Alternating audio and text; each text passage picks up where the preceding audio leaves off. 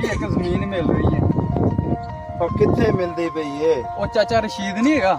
आहो ਉਹਦੇ ਕੋਲ चाचा रशीद और टूएल वाला जेड़ी जमीन पई है ਆਹੋ